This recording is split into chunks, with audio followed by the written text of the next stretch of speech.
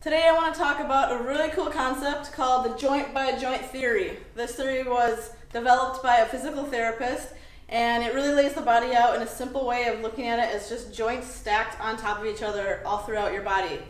Why do we care about the joint by joint theory? It discusses the importance of mobility and stability of each joint. Each joint requires a little bit of each, but tends to prefer one or the other based on whatever movement you're doing. Why do we care about this? Is this going to help your squat? Yes, it can.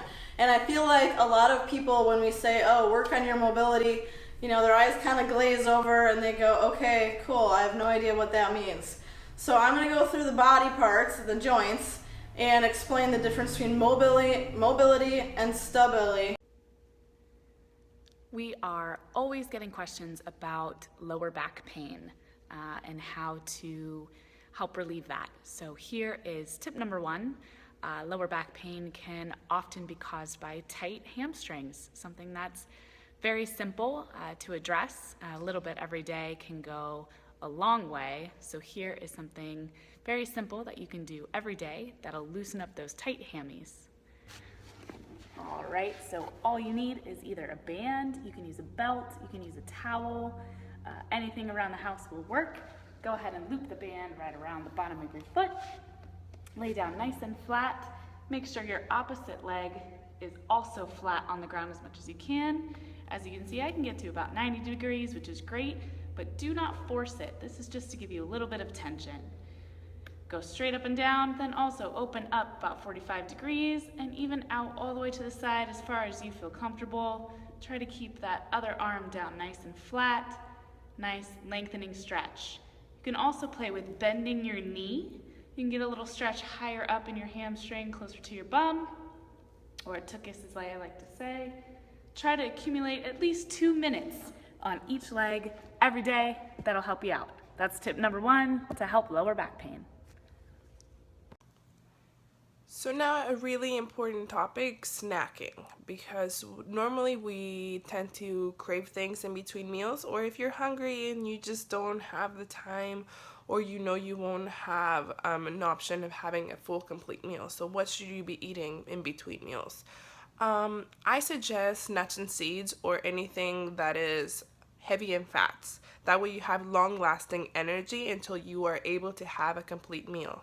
And you also want to add some protein in there because every meal should have protein to support your muscles and also help you sustain that energy.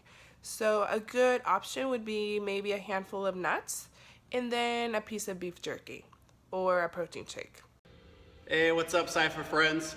I want to talk today about mobility, what works, and what are some errors I see people making with their mobility. Okay? The first thing we need to talk about are the types of mobility. The first one and the highest priority is going to be functional mobility. So dropping into a squat every day, this is the most important thing we do. This is what we prioritize when we train at CrossFit. The second type is going to be myofascial or sliding surface. So rolling out your quads, rolling out your back, that's the second most important thing you do every day. The third type is going to be any kind of active stretching, okay? Leg swings, active mobility. And the fourth type is going to be passive, any kind of static stretch or hold, usually done after a workout. The most important type of mobility is the type that gets done. 3, 2, 1. All right, so today we're going to be talking about something that everyone should be concerned with, and it's how to practice safer sets in the gym. Today we're going to be focusing on the bench press in particular. So right now we're going to have our demo model come, sit down on the bench. He's going to make sure he has 3 points of contact, his feet, the butt, and the shoulder. That your lumbar should not be touching the bar. There should be enough room that you can stick your fist in between the bench and your lower back. He's going to make sure he's eye level underneath the bar. His arms are angled at 45-degree angles, not 100, not 180, not 90, 45-degree angles. If you're going to be bench pressing alone and you don't have a spotter, you need to make sure that you're not using weights. That way, in the event that you do approach a sticky situation, you can dump the weights to the right or to the left. So right now I'm going to have Jose unwrap the bar. He's going to bring the bar slowly down to his chest and then quickly back up.